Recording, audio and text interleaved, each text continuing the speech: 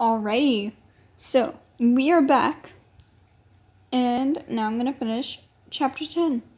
Wow, I'm actually gonna finish a chapter all in one day, even if it is 2 parts.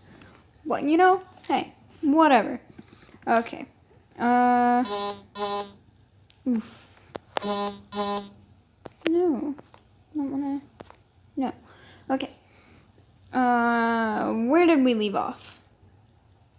Okay, I'm just gonna leave off at the last one that I remember. Okay, Peter pauses in lacing up his boots just in time to catch the tense silence that hangs between them before Jan turns back to the ladder and spits out the split remains of the straw. I'll hurry up. Denmark shakes his head and picks up Peter's backpack. It's full of cans, so I'll carry it for now, he says. He checks to make sure that Peter has his goggles around his neck and goes through their bag one last time, counting their belongings, and flashes him a thumbs up. Ready. You got everything? Peter nods. You aren't wearing a mask. I'll put it on once we get going. Okay. They join Netherlands at the base of the ladder, and he begins to climb it. I'll go up first. He nods at Peter. You go next so I can help you out after I say it's all right. Got it? Got it. Good.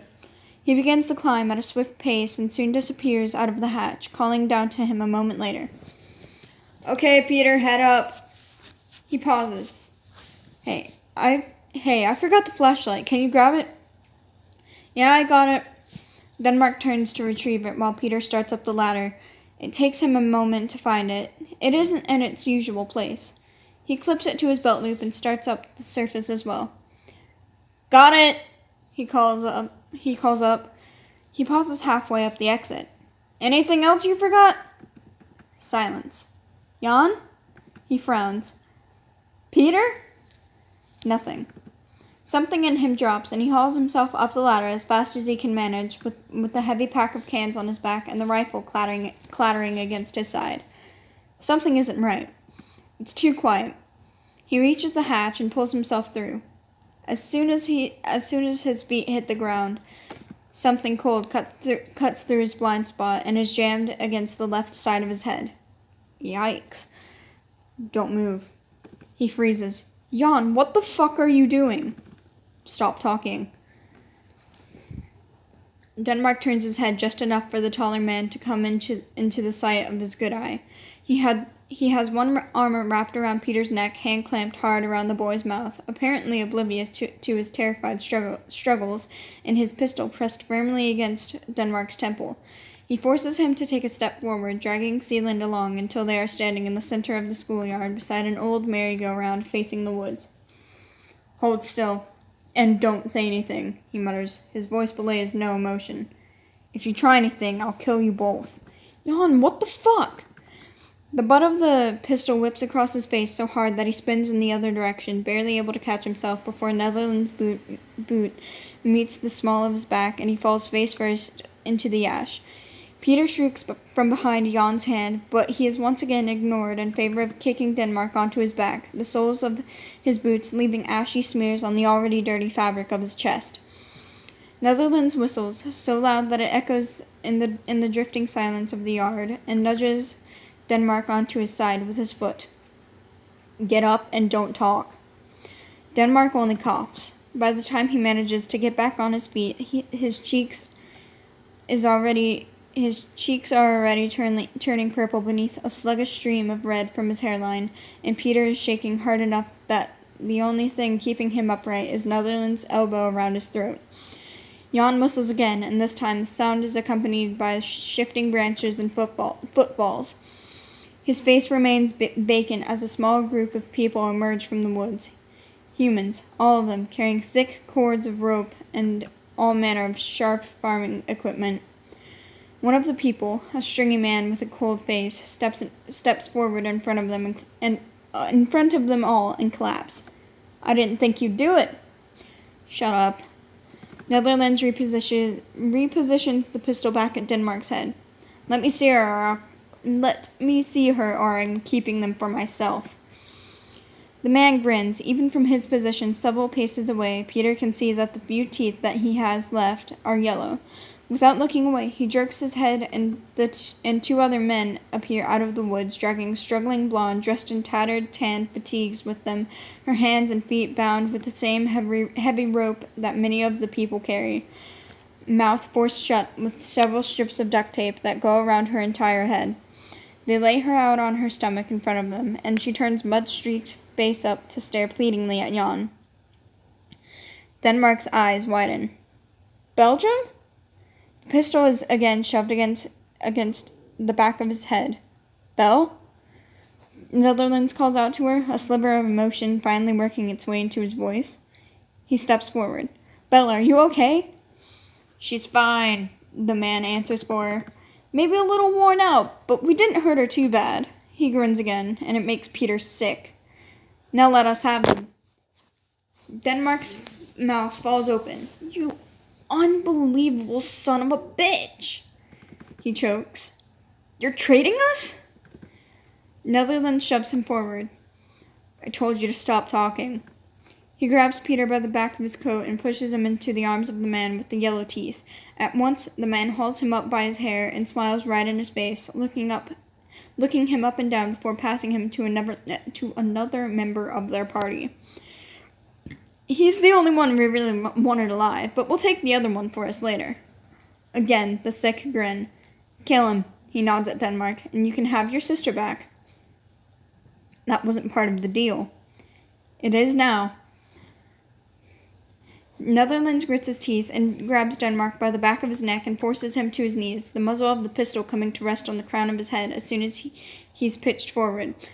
Denmark! Peter screams. Let him go! Denmark! Ew, I feel so awkward, like, screaming. Ew. Okay, don't mind me. Okay. Oof. I just ruined an intense moment, but you know what? Okay. Denmark rakes his hand through the dirt and chances a glance back at Jan. Don't fucking do this. What are you doing? I told you to shut up. No! He cries. What the fuck is this? He shoves him forward. Oof, I just died. Stop talking, Den. Don't even try to tell me you wouldn't do the same thing if it was Norway or any of the rest of them. We could have helped you get her back. We could have... The gun cracks across his face again, and he tips sideways into the ash. Peter struggles wildly in the hands of a stranger, screaming for him over and over again, and the whole band of humans begins to laugh amongst themselves as they watch Denmark struggle back to his knees. If you're really my friend, you'll let me do this. He grabs Denmark by the collar and pulls him upright again. For her sake, not mine. Denmark spits blood into the dirt. And what about his sake, huh? He jerks his head at Peter. What about my family? He wouldn't have lasted out here anyway, and you know it. Not with you taking care of him. His lips curl back. Look at you. You can't see. Can't run. Can't even defend yourself. How the fuck are you going to take care of a little kid? They say fuck a lot. Oof. He's not a little kid. Netherlands sneers. Shut up. Denmark finally manages to catch his breath, and he digs his fingers into the ground. So what? That's it then? That's all? After everything? You're just going to sell us out to these fucking people? Family comes first, Denmark. It always has. Denmark spits again. And you're such a fucking coward that you're going to shoot me from behind. He twists his head back to glare at him. Not even going to look at me in the eye like a real fucking man? Shut up. Coward. I said shut the fuck up, Den. Denmark scoffs. He turns back to stare at Belgium, eyes locking with hers. Worthless fucker who can't even take care of his sister. Netherlands' boot comes up hard into his ribcage, knocking him clean off the ground for a moment. He coughs, laughing, while he rolls over again. Don't worry, Peter, he calls, when Peter screams for him again. Everything is going to be just fine. He rolls over onto his knees and stares up at Netherlands. This stupid fuck doesn't have the balls. Netherlands pulls the hammer back. Denmark doesn't give him the chance. He lunges forward into Jan's middle while he is still too furious to expect it and rams his fist into his jaw, flattening him to the ground and landing on top of him. The pistol flies from his hand and clatters into the space under the merry-go-round, and Denmark is on his feet with his boot smashing into Netherland's head before he can get his wits back, yanking the pistol up and firing it straight into the bellies of the two men who descended on him, too close to possibly miss, leaving only the three in front of him. They fall at his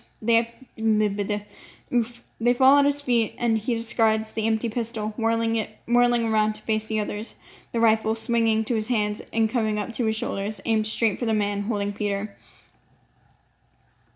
Such a mouthful. Jesus. Let him go, he shouts. You give him back to me, and you all go fucking disappear. Peter shrieks at the gun facing him, and he begins his struggle anew, twisting and crying and trying so desperately to wrench himself free. Denmark has blood streaming down the side of his face, and all Peter can hear is Finland's cheerful voice inside his head. He's a piss-poor shot. The man with the yellow teeth begins to laugh. I don't think so. He reaches behind his back and frees his own small gun from its holster. We know about your little depth perception problem. You won't shoot. Too risky. You might hit the kid. I said let him go. Now. The man starts to lift his pistol. I don't think... The rifle explodes, and Peter is thrown violently forward, his face suddenly wet and hot when the man holding him jerks backward and collapses into the dirt. He doesn't have a chance to react. None of them do. Denmark takes advantage of the stunned silence and launches himself forward, grabbing Peter around the waist and hauling him up, tearing into the forest just as the man with the yellow teeth begins to scream obscenities and orders the one remaining man to follow them. Denmark doesn't turn around to see if he does. Denmark drops him back to his feet as soon as they make it into the woods, but he's still too shell-shocked to make a clear connection between his legs and his brains, and he stumbles, pulled along by Denmark's bolting strides, and it takes him more than one try before instinct finally kicks in, and he grabs onto Denmark's sleeve and begins to run as fast as he possibly can. Neither of them even trying to hide the noise they make as they flee. Leaves and sticks break under their feet, and branches slap across them in stinging little lashes as the forest gets deeper and deeper. He can't see anything. His eyes are too thick with something he is too terrified to identify. Denmark yanks him sideways, and they both go tumbling to the bottom of a deep ravine, coming to a stop in front of the charred remains of an old tree. The roots are above ground, bent and twisted, and leaving an opening into the hollowed-out trunk above them. He shoves Peter inside and follows him immediately after, his back pressed against him and his hands gripping the rifle, face to shoot the roots, shielding Peter from anything that may be outside. His breath is rough, wet and tight, and fast wheezes, and his shoulders are shaking hard enough that the gun in his hands tremble against the black bark beside them. Peter isn't sure how long they had been running, but he knows they haven't made it far. They can still hear 2 gunshots that go off in the distance, one after the other, barely a beat between them. 2 loud cracks that get lost in the ashen sky. Oh, man. Crap. Oof. I'm just warning you people, in future chapters, I am going to cry. 2 shots, 2 bullets. And that was my stomach. Oof. Netherlands and Belgium. They hold as still and silent as they can manage for several minutes, just listening. Peter can feel something sodden and warm slipping down the back of his neck, and he has to clap his hands over his mouth to keep himself from screaming all over again when his mind starts to give him an idea of what exactly it could be. Something that certainly doesn't belong to him. Something that belongs to the man in the clearing. He tries to distract himself by curling his fists into the back of Denmark's coat. Through the dim light, he can just barely make out his face. He's holding his breath, not breast, that's weird, but his chest keeps hitching, almost like a hiccup, and he has fresh blood dribbling down his nose and between his clenched teeth, another episode brought on by too much hard running. He can hear it drip down the front of his jacket and onto the frayed straps of the backpack. Tiny little plip-plip sounds that should not be as apparent as they are in the stark, empty quiet that has cornered them in the woods. No one ever comes. Denmark pitches forward and vomits red into the dirt. He manages to aim away from Peter, but the twisted roots do little to hide the results as he holds himself bent at the waist on trembling arms and just coughs and coughs until he's only forcing wet heaves out of his chest, garbled sounds that mingle with the high-pitched wheeze being strained through his teeth. Peter watches him.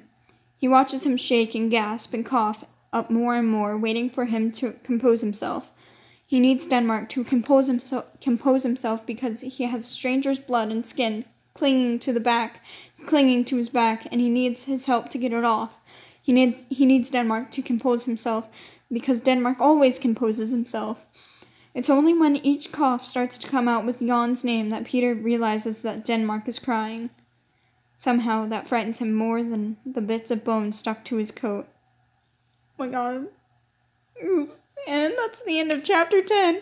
Oh my god. Oh my god. I'm so sorry.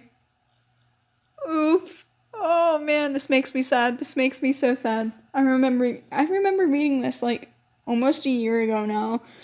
And like it was like at 3 a.m. when I finished this, like the whole entire thing, and I was sobbing. I was crying so hard on the kitchen floor, like trying to find comfort food but failing, and just sitting there on the kitchen floor and crying. Oh my god, oh my god, oh my god.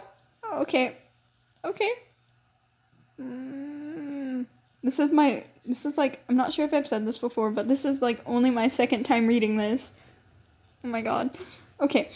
Well, I hope you have a good day or night, once again, and I will see you hopefully next week, or sometime sooner, or later. Depends on how my week goes. Oh wait! Okay. I'm so sorry for like doing this or whatever, but next week I have band camp, so I might be able to get in something, hopefully before Sunday. Either that, or I could just read to you guys at band camp in like the middle of the night. Alright. Okay. Bye-bye. Have a good day or night, once again. And I will see you all next week. Bye.